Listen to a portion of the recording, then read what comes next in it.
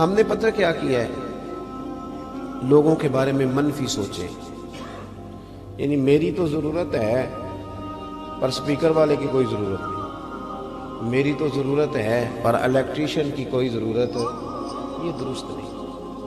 جو بندہ جس مقام پہ بھی ہے اس کی ضرورت کو محسوس کرے، اور اگر آپ کے ساتھ کوئی بندہ تھوڑی سی بھی نیکی کرے تو حل جزاء الاحسان الا الاحسان، نیکی کا بدلہ کیا ہے؟ مشکور زندگی گزارنے کی کوشش کریں۔ اب نہ ہمارے ہاں ایک سوچ ڈیولپ ہوئی ہے بڑی تیزی کے ساتھ، وہ یہ ہے کہ کسی نے بھی میرے لیے کچھ نہیں کیا، سارا کچھ میں نے لوگوں کے لیے کیا ہے۔ بلکہ بہت سارے بچے اب ہمارے بالخصوص جو ذرا 18-20 سال کی عمر میں کچھ کام کرنے لگ جاتے ہیں تو وہ تو کئی دفعہ کہتے ہیں کہ اس کے بعد ابا جی کو بھی خرچہ میں ہی دیتا تھا۔ آہستہ آہستہ یہ سوچ زور پکڑتی ہے اور انسان اکیلا رہ جاتا ہے۔ اللہ کے پیارے رسول صلی اللہ علیہ وسلم نے نا تشکر، شکریہ، احسان مندی، احسان شناسی، اس خوبصورتی پر بھی زور دیا ہے۔ فرمایا من لم یشکر الناس ولم یشکر اللہ، اس نے لوگوں کا شکریہ ادا نہیں کیا، اس نے اللہ کا بھی کوئی نہیں کرنا۔ حضور پسند کرتے تھے تشکر کے جذبات، جزاک اللہ کے جذبات، خیر کے جذبات۔ یعنی اگر آپ کے ساتھ کوئی بندہ بھلائی کا کام کرتا ہے تو پھر کوشش کریں کہ آپ بھی اس کے ساتھ جواب میں نا اپنے بازو دیکھیں۔ مولا علی شیر خدا، شیروں کی باتیں شیروں کی طرح ہوتی ہیں۔ مولا علی کیا فرماتے ہیں؟ حضرت علی فرماتے ہیں جس استاد نے مجھے ایک لفظ پڑھایا، کتنا سبق ہے بولیے گا؟ مانتے کوئی نہیں ویسے ہم لوگ اس بات کو، ہمیں تو جو سارا پڑھا دے وہ بھی ہمارا دل کرے تو استاد مانو، لیکن مولا کائنات فرماتے ہیں جس نے مجھے ایک لفظ پڑھایا، فرماتے ہیں وہ میرا استاد ہے۔ اور جو اگلی بات ہے وہ شیروں والی بات ہے۔ آپ فرماتے ہیں اگر وہ بندہ چاہے تو مجھے کوفے کے چوک میں کھڑا کر کے بیچ دے، میں استاد کے کہنے پر بکنے کو تیار ہوں۔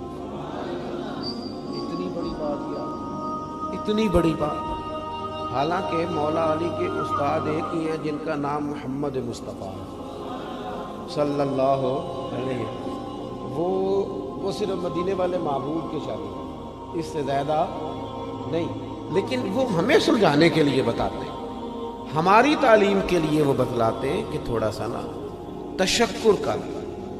اسی لیے اللہ تعالیٰ نے جہاں اپنی عبادت کا ذکر کیا وہیں ساتھ کہا وبالوالدین احسان، والدین کے ساتھ بھی احسان کرو تو مشکور رہیں، ممنون رہیں۔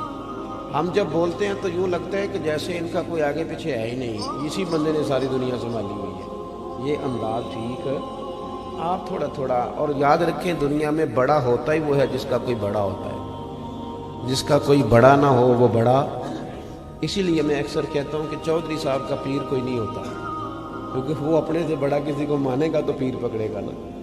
پڑھے لکھے لوگوں کا بھی پیر ہے، آج کل مذہبی لوگ بھی، خطیب، واعظ، نعت خان، نقیب اللہ، ماشاءاللہ ان کا بھی پیر نہیں ہوتا، سب کی بات نہیں کرتا، اس لیے کہ جڑا ہاتھے چڑھ گیا وہی سیدی مرشدی، ختم ہو گئی بات۔ کون مطلب کسی کو باقاعدہ مانے؟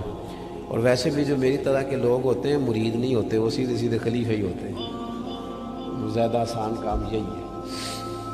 اور پڑھے لکھے لوگ بھی یہ کام نہیں کرتے۔ اور تیسری بات، جس کے پاس 4 پیسے آ جائیں وہ بھی کسی کا احسان ماننے کو تیار نہیں ہوتا، کسی کو اپنا بڑا ماننے کو تیار۔ آپ اکیلے رہ جائیں گے، تنہائی محسوس کریں گے، آپ کو یوں لگے گا کہ میرے پیچھے شاید کوئی بھی دعا کرنے والا نہیں۔